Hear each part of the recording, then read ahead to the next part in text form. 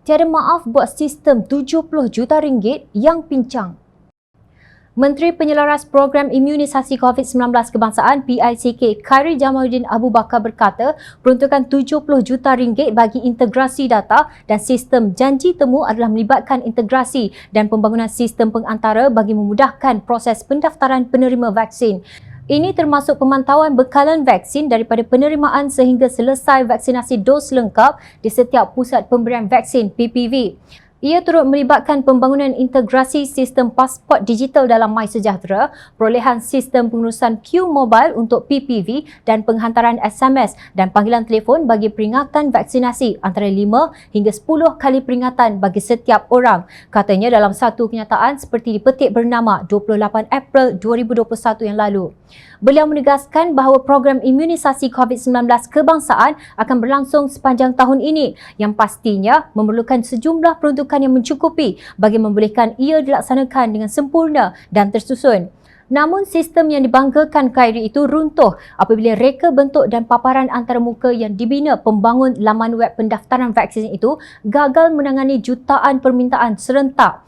Free Malaysia Today dalam satu laporan memetik pendapat Timothy Tioh yang mempunyai pengalaman selama 13 tahun dalam bidang IT bahawa kegagalan menyeluruh sistem tersebut terletak pada reka bentuk pangkalan data. Beliau berkata Jawatankuasa Khas Jaminan Akses Bekalan Vaksin COVID-19 JKJAV sepatutnya membahagikan data di laman web dengan lebih baik. Pembangun laman web Zul dipetik Free Malaysia Today sebagai berkata membahagikan pendaftaran mengikut negeri akan mengurangkan beban pelayan JKJAV. Saya fikir ini mungkin satu penyelesaian lebih baik memandangkan pelayan JKJAV tidak mampu menangani trafik, katanya seperti dipetik. Pengkritik mahu agar syarikat yang terlibat dalam pembinaan laman web tersebut dikenal pasti. Ini kerana wujud dakwaan bahawa laman web pendaftaran vaksin tersebut menggunakan perkhidmatan security web Cloudflare versi percuma. Dalam hubungan ini, Zul berkata, tidak mengejutkan pengguna menghadapi masalah ketika mendaftar kerana versi percuma tidak mampu menampung jalur lebar yang diperlukan bagi program pendaftaran besar-besaran seperti itu. Ada hadnya apabila menggunakan versi percuma yang selalunya digunakan bagi membina laman web peribadi atau untuk projek-projek hobi. Sesiapa yang membina laman web tahu tentang ini. Saya tidak tahu kenapa JKJAV gunakan versi percuma, tegasnya. Nah, sekarang kita tahu masalah teknikal yang dihadapi sistem tersebut. Sudah tentu bagi Makcik Kiah dan Pak Mat dari Kuala Kedah, Kau atau Mutusami dari Sepang, Marian atau Jonathan dari Kinabatangan tidak faham tentang masalah teknikal. Mereka hanya mahu slot yang pasti untuk mendapatkan suntikan vaksin sahaja. Persoalannya, apa akan berlaku selepas ini? Adakah isu ini akan disapu di bawah permaidani indah di Putrajaya sahaja?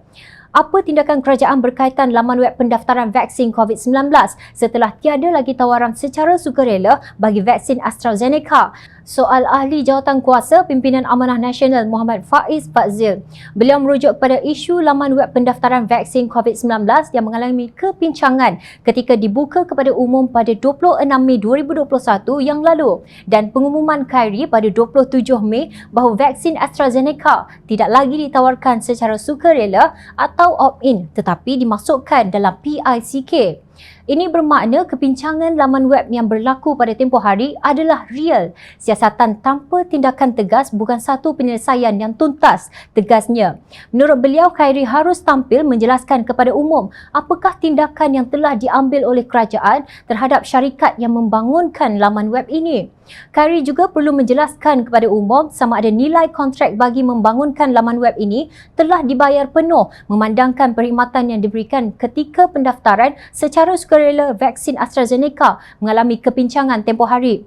Sekiranya dibayar penuh, adakah kerajaan bersedia mengambil tindakan undang-undang untuk dibayar semula reimburse jika kerajaan tidak berpuas hati dengan perkhidmatan ini memandangkan prinsip undang-undang tidak membenarkan sesuatu kontrak yang mendapat keuntungan tak adil unjust enrichment seperti mana yang termaktub di dalam Seksyen 71 Akta Kontrak 1950, ujar Faiz yang juga seorang peguam. Beliau berkata penjelasan oleh Khairy dalam isu ini amat penting kerana vaksinasi yang sangat diharapkan oleh rakyat dapat dilaksanakan dengan efisien dan telus.